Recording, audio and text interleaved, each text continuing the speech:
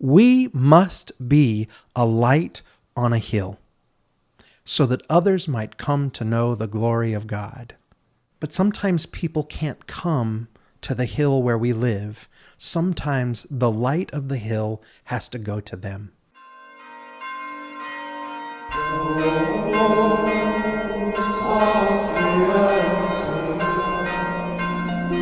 You're listening to Echoes from the Bell Tower, stories of wit and wisdom from Benedictine monks who live, work, and pray in southern Indiana. I'm Brother Kolbe. And I'm Brother Joel. Welcome to the 5th season of our podcast. Most of the episodes for this season are about Saint Meinrad's impact away from the hill. We started working on these episodes about 2 years ago, and we're excited to finally release them. Today, we're going to talk about what it's like for monks to have assignments away from the monastery. Benedictines are known for their stability to a specific monastery, and by that, I mean I am a monk of Saint Meinrad Archabbey. Saint Meinrad, the place and the community, is my physical and spiritual home. I think it would surprise a lot of people to know that a Benedictine monastery would have so much impact away from itself. It's been a part of our history from the very beginning to go out and minister to people in the local community and beyond. We were founded by the monastery of Evansville in Switzerland because they wanted to extend their prayer and work to the Americas. And so in 1854, they sent 2 monks from Switzerland here to Saint Meinrad to pay special attention to the German-speaking population. We have certainly continued that kind of outreach. As Archabbey Kurt just said, today the monks of Saint Meinrad continue that kind of outreach from coast to coast, offering a variety of services to the church. We have monks working and studying in Europe. There are monks teaching and serving as administrators at colleges and universities. We even have monks serving as chaplains throughout the whole United States. We have a long history of staffing parishes locally and across the country. The number of men being assigned away from the hill has dropped over the years because our community has gotten smaller. Our population and assignments fluctuate throughout the year, but as of February, we are a community of 78 monks, and about 18 of us are either living off the hill or spending the majority of their time working away from Saint Meinrad. When I came here into the monastery in 1974, I think there were about 150 of us monks. And I have not counted this up in our book, but my recollection is that there were probably about 25 that were living off the hill. We staffed a number of parishes and a number of chaplaincies. It also was not uncommon at all for every Friday this list would appear on the bulletin board with the names of 7, 8, 10, or 12 priest monks who would be going up into Indianapolis, or over into Evansville or Louisville to help with the weekend mass assignments. We currently have monks who staff 5 parishes: St. Benedict Cathedral in Evansville, Indiana, St. Isidore Parish in Bristow, Indiana, and St. Meinrad, St. Boniface, and St. Martin of Tours parishes just down the road from the Abbey. Of course, many of our monks who have assignments off the hill still live in the monastery full-time. Some of our monks spend years away from the monastery, while others are only gone for a couple of months.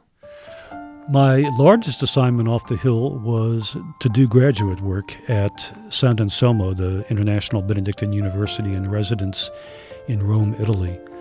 I was there in the mid-1980s for 3 years, got a license in sacramental theology, came back here to the Hill for 4 years, and then returned to San Anselmo in the early 90s for 2 more years.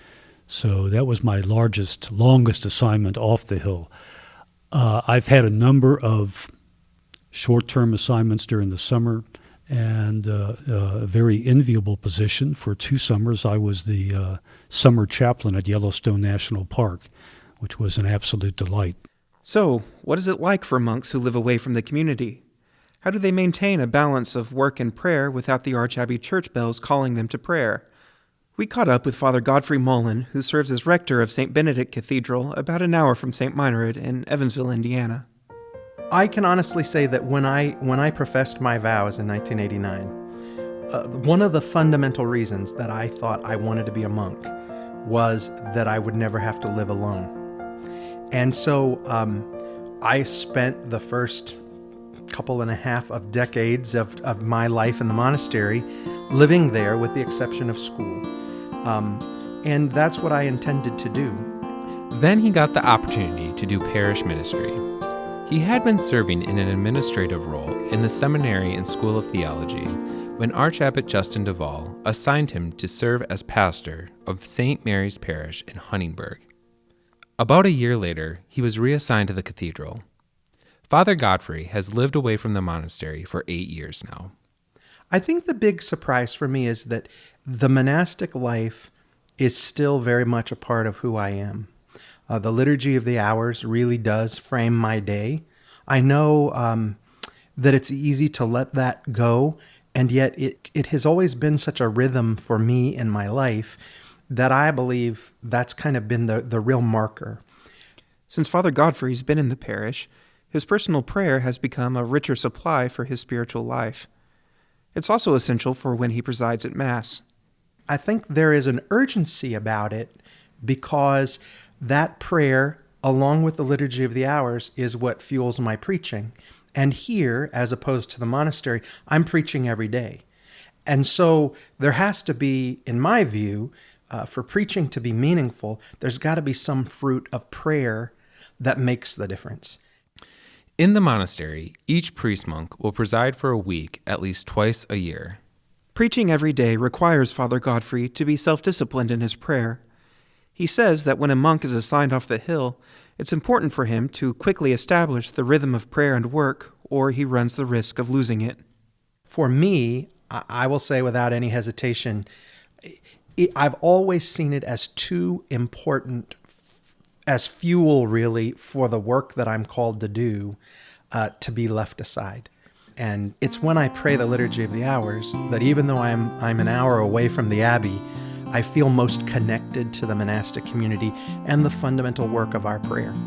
And so I think that's helped me to be faithful to the commitment that I made to pray every day.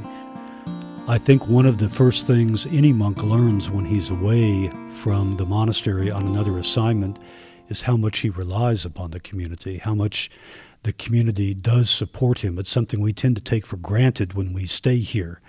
But then, like many things, when it's removed, it's, oh my gosh, didn't realize what an effect this was having upon me.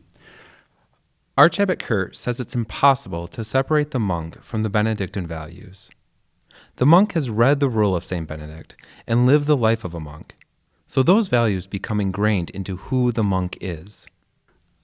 By the time a monk has made solemn vows, certainly by the time he is ordained, if he's going on to priesthood, he has studied the rule, he has heard the rule proclaimed at least 15 times, because we read part of it at meal every 3 times a year.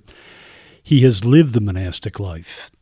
And so when it comes to the way that the monk prays, the way the monk thinks about himself as a member of the church, the way the monk thinks about himself as serving God in the church, I think it's almost impossible for him to do that apart from thinking of the monastery of Saint Meinrad. Father Godfrey is assigned to a parish that was founded by monks of Saint Meinrad in 1912. It's been under the patronage of St. Benedict from the very beginning. One of the Benedictine values he's tried to focus his parishioners' minds on is hospitality and what it means to welcome the guest as Christ. We started, of course, by talking about the fact that there are 3,600 parishioners here, and we were very comfortable not knowing most of them. We were very comfortable sitting next to people at Mass week after week and never knowing their names. And so we've done several things to overcome that, to create the familiarity of community that any Benedictine monastery would be known for. He also says the liturgy has always been a centerpiece of the life of the parish from the beginning. And I think that marks a Benedictine attention to what we're about as well. Personally, I will say the rhythm of life and the beauty of community are the two gifts that I've received from Saint Meinrad that in a genuine spirit of stewardship, I'm hoping to pass on to the people of this parish. All in all, When a monk steps off the hill, whether it's for an assignment or to go to the dentist, he's a representative of Saint Meinrad. Father Godfrey takes that responsibility seriously. No matter what I do, no matter what I'm saying or to whom I'm saying it, I'm a monk of Saint Meinrad. And in certain respects, in that moment, I'm responsible for the good name of countless monks who have gone before us and who will come after us. And I have to realize that that's an incredible trust that has been given to me as the abbot assigned me outside of the monastery. Many years ago, Father Godfrey was a young monk sitting at a community meeting. There was a discussion about the enrollment in the college. One of the older monks stood up and made a statement that most of the monks ignored. As the conversation went on, this monk became more and more agitated. He had to be in his 80s, if not in his 90s. And finally, he stood up and went to the microphone and made this impassioned statement that if we exist only for ourselves, then we are not living the monastic life that Benedict envisioned, and we should be ashamed of ourselves. And his response immediately was, we must be a light on a hill, so that others might come to know the glory of God. And I remember as a young monk sitting there thinking to myself, I never knew that old monk could say anything nice, but I was really impressed by the beauty and the passion of what he had to say. And from the very beginning, starting then, I knew that somehow Saint Meinrad was about more than what happens on that hill. A couple years ago, St. Benedict's parish was replacing the roof on the church. While the work was taking place, Father Godfrey got the idea to light up the bell tower, similar to how St. Meinrad's bell tower is lit up at night. He has heard from people who are Catholic and non-Catholic that lighting up the bell tower has been a beacon of hope for the community. Through his work at St. Benedict's Cathedral, Father Godfrey is taking the light of St. Meinrad out into the world. If we're truly about hospitality, then when I go to the doctor's office or the dentist's office, when I go wherever I need to go, am I carrying that light that is the beauty of St. Meinrad with me? Am I carrying this life that is centered on prayer? Am I carrying this desire to notice Christ in the other everywhere I go? And if I am, then I'm living fruitfully and I'm living faithfully as a monk every day that I live. Is it the same as living in the monastery? No, it isn't. Is it a worthy way to live the Benedictine monastic life? In my opinion, very much so.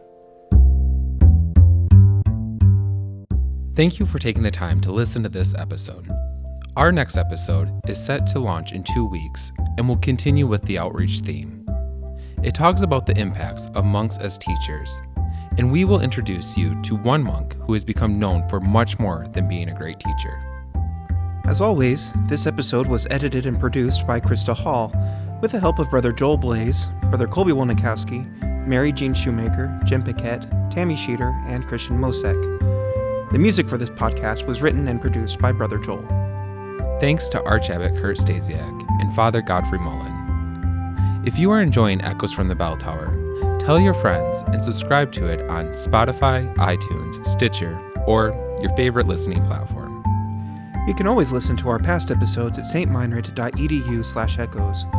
We have some really great episodes about chant, monastic funeral practices, and even the hobbies some of the monks have. Go check them out.